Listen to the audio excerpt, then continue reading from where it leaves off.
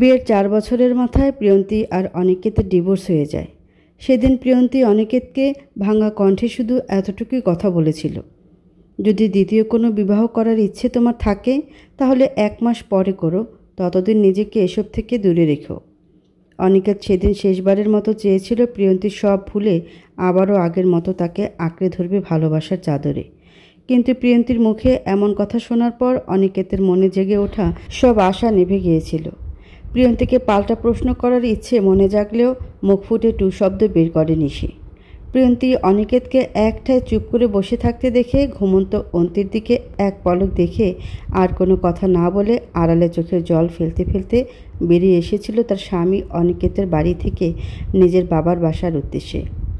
4 বছর আগে প্রিয়ন্তী আর অনিকেতের প্রেম করে বিয়ে হয়।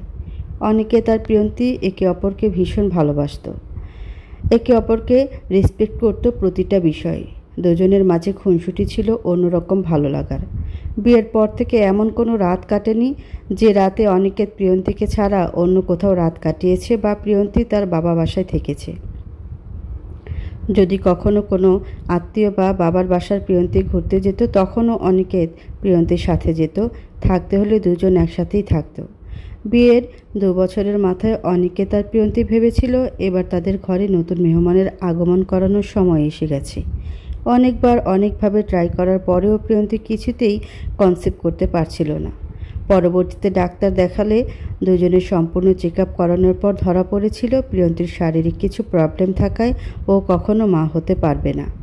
প্রতিটি স্বামী বাবা হতে যেমন চায় তেমনি প্রতিটি স্ত্রীও মা হতে চায়। নিয়ত লিখনে যখন সেই সক্ষমতা স্বামী বা স্ত্রীর মাঝে থাকে না, তার জন্য তাদের কোনো হাত থাকে না। তাই অনিকেত সেই সময় প্রিয়ন্তীকে মেন্টালি সাপোর্ট করেছিল। প্রিয়ন্তী সেবার আরও ভালোভাবে বুঝে উঠতে পেরেছিল অনিকেতকে ভালোবেসে সে কোনো ভুল করেনি। প্রবলেমের সময়ে যে মানুষটি আপনার পাশে ছায়া হয়ে দাঁড়াতে পারে একমাত্র সেই আপনার ভালোবাসা পাওয়ার যোগ্য। প্রিয়ন্তী একা একা ভীষণ ডিপ্রেসড ফিল করেছিল, তাই ওর একজন সঙ্গী লাগবে এমনটা অনিকেত যখন বুঝতে পেরেছিল তখন সে প্রিয়ন্তীর সাথে কথা বলে বাচ্চা দত্তক নেওয়ার সিদ্ধান্ত নেয়। প্রিয়ন্তী প্রথমে বিষয়টা নিয়ে নারাজ থাকলেও পরে অনিকেতের কথায় রাজি হয়ে যায়। সেদিনই অনিকেত আর প্রিয়ন্তী একটা ফুটফুটে 3 বছরের মেয়ে সন্তান দত্তক নিয়ে আসে, আর তার নাম অনিকেত প্রিয়ন্তীর নামের সাথে মিল রেখে অন্তি রাখে। অনিকেত আর প্রিয়ন্তীর চোখের মনি হয়ে ওঠে অন্তি। কেটে যায় আরও 1.5 বছর। অন্তির বয়স 4.5 বছর পড়েছে। ইদানিং প্রিয়ন্তীর কেমন মাথা ঘোরায়, বমি হয়, মাঝে মাঝে যেন মাথা যন্ত্রণায় ফেটে যাওয়ার অবস্থা হয়। অনিকেত অফিসের কাজে ব্যস্ত থাকে। অযথা টেনশন করবে জন্য প্রিয়ন্তী তার শারীরিক সমস্যা নিয়ে অনিকেতকে কিছু জানায় না। হাজার ব্যস্ততার মাঝে থাকলেও অনিকেত মাঝে মাঝে প্রিয়ন্তীকে গভীরভাবে লক্ষ্য করত।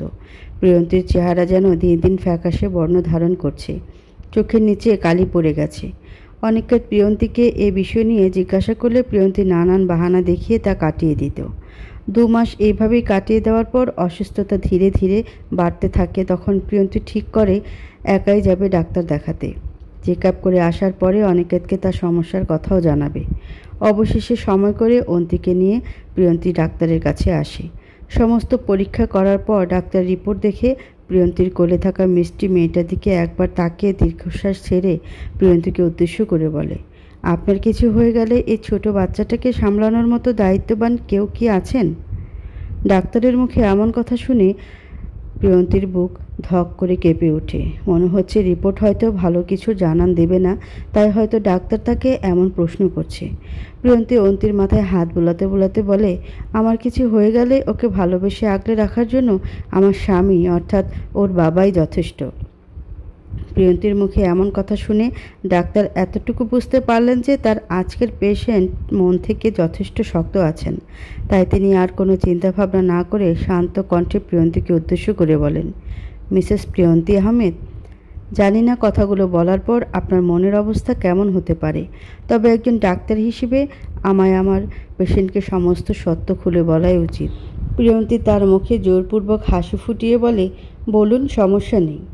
আপনার মাথার বাম পাশের অবস্থা ভীষণ খারাপ। অনেক পূর্বে আপনার মাথায় ছোট ছোট কিছু টিউমারের সৃষ্টি হয়েছিল, কিন্তু প্রাথমিক অবস্থায় আপনি হয়তো মাথা যন্ত্রণাকে সেভাবে গুরুত্ব দেননি। তাই এই টিউমারগুলোর আকার বড় হয়ে তা এখন ক্যান্সারে পরিণত হয়েছে। আমাদের কাছে কিছু কিছু রোগের কোনো চিকিৎসা থাকে না যা দ্বারা আমরা রোগীকে সুস্থ করে তুলতে পারি। তার মধ্যে এই ক্যান্সারের রোগীকে অনেক অর্থ খরচ করে উন্নত মানের চিকিৎসা দ্বারা বড়জোর 1 বছর বাঁচিয়ে রাখা সম্ভব হয়, তার বেশি নয়। কিন্তু আপনি অলরেডি লাস্ট স্টেজে চলে এসেছেন, তাই আপনাকে আর কোনো চিকিৎসা দ্বারাই সুস্থ করে তোলা সম্ভব নয়। আপনার হাতে আর সর্বোচ্চ 3 মাস সময় আছে। এতটুকু বলে ডাক্তার থেমে যায়। ডাক্তারের চোখে মুখে বিষণ্ণতার ছাপ স্পষ্ট। প্রিয়ন্তী অন্তির দিকে একবার তাকিয়ে নিজের দৃষ্টি অন্যত্র ঘুরিয়ে নিয়ে আড়ালে কয়েক ফোঁটা চোখের জল ফেলে।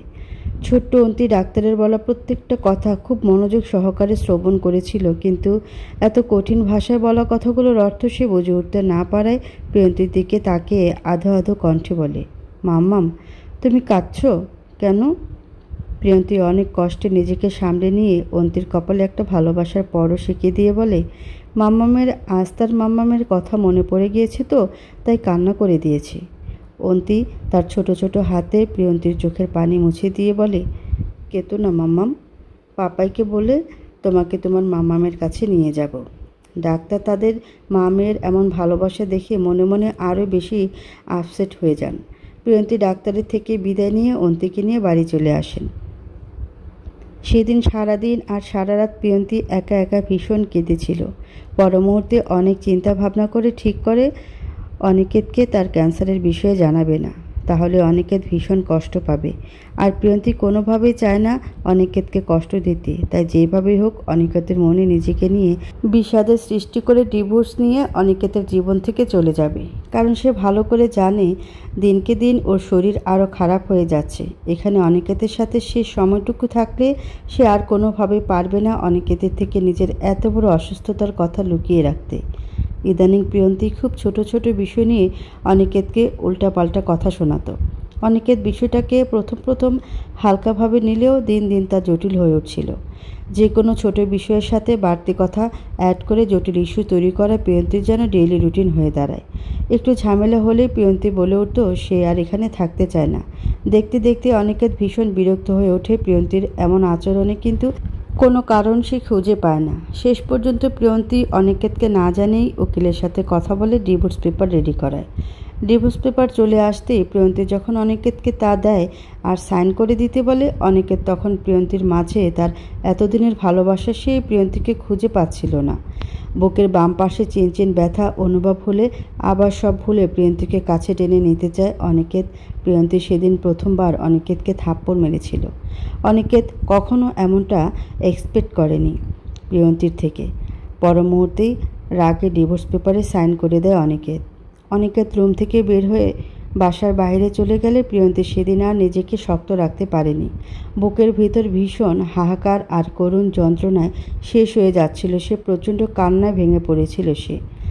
ঘন্টা দুয়েক ওভাবেই কান্না করে পড়ে মাথা যখন ঝিম ধরে আসছিল, প্রিয়ন্তী সেখানে সেন্সলেস হয়ে যায়। অনেক সময় কেটে যাওয়ার পর সেন্স ফিরতেই ঘড়ির দিকে তাকিয়ে যখন দেখে রাত 12টার বেশি বেজে গেছে, কিন্তু অনিকেত এখনও বাসায় ফিরেনি। তখন প্রিয়ন্তী মাঝে অজানা ভয় কাজ করছিল। আজ অনিকেত আর প্রিয়ন্তীর বিবাহের 4 বছর সম্পূর্ণ হয়েছে। এই 4 বছরের সম্পর্কে আজই প্রথম রাত যে রাতে অনিকেত আর প্রিয়ন্তী একসাথে নেই, আর কখনো একসাথে থাকতে পারবে না এমন কথা যখন প্রিয়ন্তীর মাথায় কাজ করে, তখন সে আস্তে করে মেঝে থেকে উঠে দাঁড়িয়ে শেষবারের মতো তার সাজানো ছোট্ট সংসার, সে ঘরে সাজিয়ে রাখা সকল আসবাবপত্র, অনিকেত আর অন্তির জামা কাপড়গুলো একটা একটা করে ছুঁয়ে দেখছিল। প্রিয়ন্তী ঠিক করে নিয়েছে সকাল হলে এ বাড়ি থেকে অনিকেত আর অন্তিকে ছেড়ে সারা জীবনের জন্য চলে যাবে সে। সময়ই বা আছে আর কয়টা দিন তার হাতে। চলে যখন যেতেই হবে তাহলে একটু আগে চলে গেলেই ভালো হয় না? কি দরকার তার জীবনের এই শেষ সময়ে তার করুণ শারীরিক যন্ত্রণায় হওয়া মৃত্যু তার সবথেকে প্রিয় মানুষদের দেখানোর? সেদিন রাতে অনিকেত আর বাসায় আসেনি। ভোরের দিকে বাসায় এসেছিল। এসে প্রিয়ন্তীকে তাদের রুমে দেখতে পায় না। অন্তি ঘুমিয়েছিল শুধু সেই বিছানায়। অনিকেত একটা দীর্ঘশ্বাস ছেড়ে অন্তির পাশে গিয়ে শুয়ে পড়ে। অন্তির কপালে একটা ভালোবাসার পরশ এঁকে দিয়ে চোখ বুজে নেয়। ঘুম আজ তার চোখে ধরা দিচ্ছে না। মনে পড়ছে প্রিয়ন্তীর সাথে কাটানো তাদের গভীর ভালোবাসাময় মুহূর্তগুলোর কথা। সকাল হতে প্রিয়ন্তী অনিকেতের রুমে আসতেই দেখে অনিকেত অন্তির মাথার পাশে কপালে একটা হাত ঠেকিয়ে আদর্শ অবস্থায় আছে। প্রিয়ন্তী নিজেকে শক্ত করার চেষ্টায় ব্যস্ত হয়ে পর মুহূর্তে অনিকেতের দিকে তার সাইন করা ডিভোর্স পেপারটা এগিয়ে দিয়ে ওই কথাটি বলেছিল। কেটে যায় প্রায় 15 বছর 2 মাস। অনিকেত অন্তিকে নিয়ে দাঁড়িয়ে আছে প্রিয়ন্তীর কবরের পাশে। বাবা মেয়ে দুজনের চোখ দিয়ে অঝোর ধারায় জল গড়িয়ে পড়ছে। অন্তি চুপ ছিল। অনিকেত বলে ওঠে, তোমাকে ভুল ভেবেই কাটিয়ে দিয়েছিলাম ওই একটা মাস। তুমি আমাদের থেকে এত বড় সত্য লুকিয়ে নিজের মাঝে পাহাড় সমান যন্ত্রণা নিয়ে চলে গিয়েছিলে। এতটুকু বোঝার সুযোগও দাওনি। এতটাই কঠিন বানিয়েছিলে নিজের জীবনের শেষ সময়টাতে নিজেকে। সত্যি আমি একজন ভালোবাসার মানুষ হিসেবে ব্যর্থ পুরুষ, যে তার ভালোবাসার মানুষটির উপরের রূপ দেখেছিল, শুধু ভেতরটা যাচাই করেনি।